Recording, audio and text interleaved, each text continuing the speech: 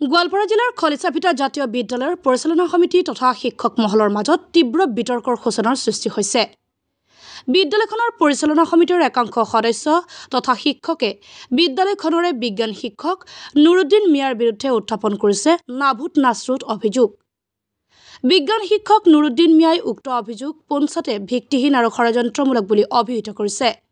আনহাতে শিক্ষক নুৰুদ্দিন মিয়াই কয় যে গোটেই জীৱন চৰকাৰী বিদ্যালয়ৰ জৰিয়তে সমাজত শিক্ষাৰ পোহৰ বিলোৱাৰ পিছত অৱসৰ লোৱাৰ পিছত সমাজ সেৱাৰ লক্ষ্যৰে খলিচাভিটা জাতীয় বিদ্যালয়ত যোগদান কৰিছিলোঁ। বিদ্যালয়ৰ একাংশ লোকৰ অনুৰোধৰ বাবে বিদ্যালয়খনৰ অংশীদাৰ হিচাপে 1 লাখ টকা জমা দি কৰ্মত যোগদান কৰিছিলোঁ। কিন্তু বিদ্যালয়খনৰ বিজ্ঞান শিক্ষক হিচাপে যোগদান কৰাৰ পিছৰে পৰা একাংশ শিক্ষক তথা পৰিচালনা সমিতিৰ সদস্যই শিক্ষক মিয়াৰ বিৰুদ্ধে ষড়যন্ত্ৰ চলাই অহাৰ অভিযোগ উঠিছে। পূৰ্বতেও বিদ্যালয়খনত কৰ্মৰত শিক্ষক শিক্ষয়িত্ৰীৰ সৈতে ষড়যন্ত্ৰ কৰি আঁতৰাই দিয়াৰ অভিযোগ আছে। উল্লেখযোগ্য যে শিক্ষক নুৰুদ্দিন মিয়াই প্ৰতিটো বিষয়ৰ হিচাপ নিকাচ অধ্যক্ষ তথা শিক্ষক মণ্ডলীক ইতিপূৰ্বে দাখিল কৰিছে। শিক্ষক নুৰুদ্দিন মিয়াই অভিযোগকাৰীসকলক প্ৰত্যাহ্বান জনাই ৰাজহুৱা মিটিং পাতি হিচাপ নিকাচ কৰিবলৈ আহ্বান জনায়, অন্যথা আইনৰ কাষ চাপিব বুলি সংবাদ মাধ্যম যোগে সদৰি কৰে। মই খলিচাভিটা জাতীয় বিদ্যালয়ৰ বিজ্ঞান শিক্ষক তথা শ্বেয়াৰ হোল্ডাৰ। মোৰ ৰিটায়াৰমেণ্ট 2023 ফেব্ৰুৱাৰীত হোৱাৰ আগতেই খলিচাভিটা জাতীয় বিদ্যালয়ৰ পৰা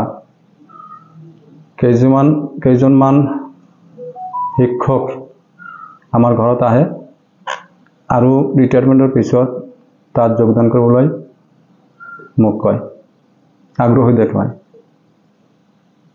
নানান প্ৰলোভনৰ পিছত নানান ধৰণৰ উৎসাহ দিয়াৰ পিছত মই তাত জইন কৰোঁ।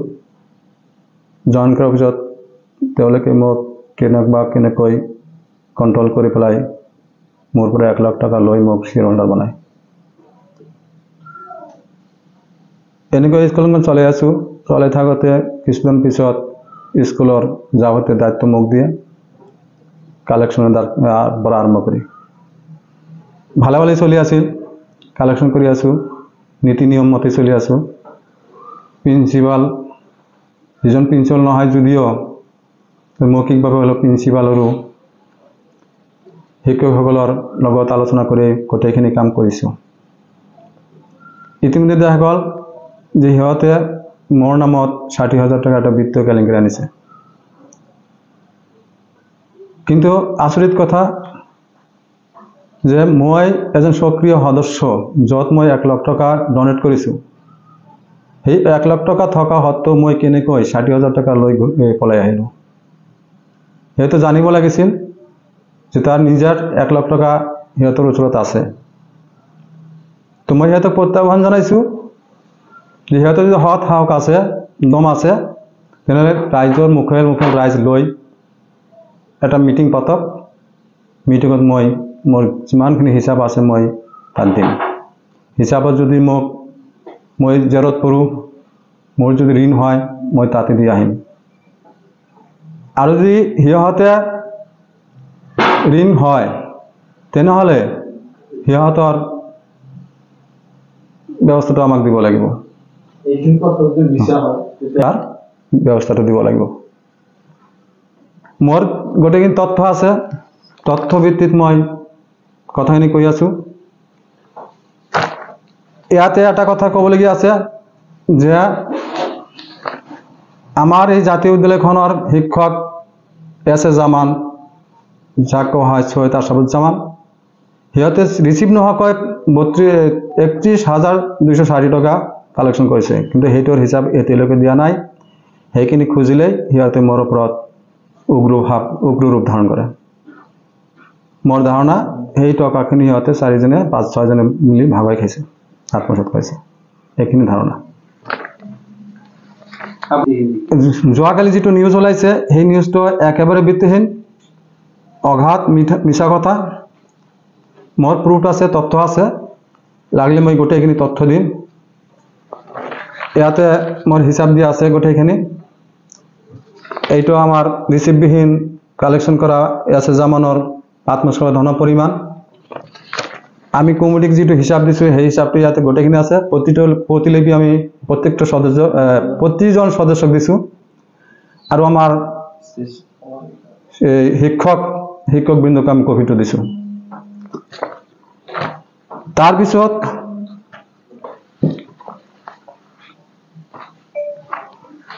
যিখিনি কালেকশ্যন হৈছে আমাৰ, আমি চেলাৰী ডিসবাৰ্সমেণ্ট ৰেজিষ্টাৰ অনুযায়ী চহী গোটেইখিনি পইচা দিছোঁ।